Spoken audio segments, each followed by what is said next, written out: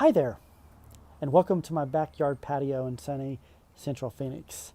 I'm David, and today, together, we're going to take a very short look of how God's plan never changes despite our circumstances.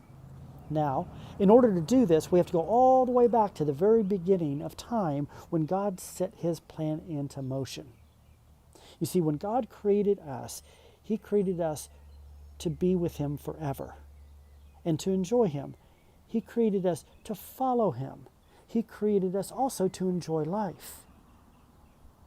So he created this wonderful place, this beautiful place, a perfect place for us to live and to thrive and to remain close to him. He called this place the Garden of Eden.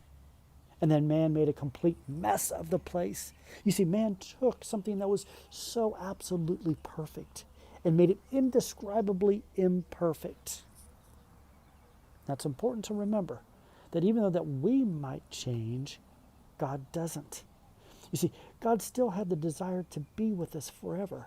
And so he assured us through a series of 5 promises that he would eventually fulfill that would be the case. He promised us that he was going to crush Satan. He promised us that he would never again destroy the earth by flood. He promised us that by one man all nations would be blessed. He promised us that we would be his treasured possession. And he promised us that he would choose an eternal king that would rule the earth with justice and mercy. So, how did he fulfill these promises? Through the life and work of one man. That man was Jesus, who fulfilled all of God's promises on the cross. You see, on that Good Friday, years and years and years ago, Jesus reconciled man and creation back to his Father.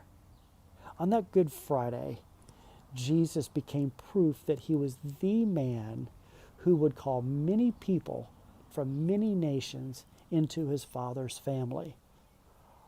On that Good Friday, Jesus atoned for his people's sins, thereby making them God's treasured possession.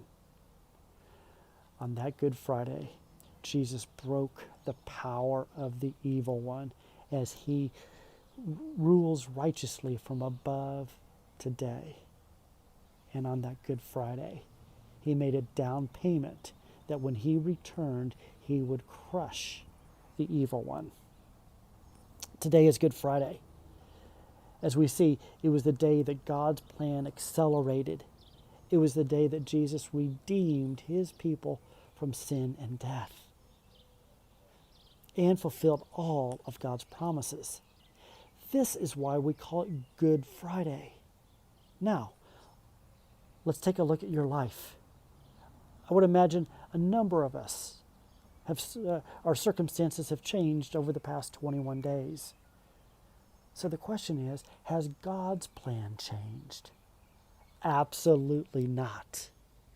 Remember, God's plan from the beginning was for us to be with him and to enjoy him, to follow him, and to enjoy life. That promise, that plan still holds true today. We are to follow him in all of his ways. We are to enjoy life. That is, we are to eat and we are to drink and we are to do the things we love doing with the people we love doing them with, in whatever circumstance that we find ourselves in. You see, God is steadfast in his promises. His mercies are new every morning. His love for us is eternal. You see, God is our rock. He is our Redeemer. We can rest in him on this day. Have a good Friday, y'all, and we'll see you next week.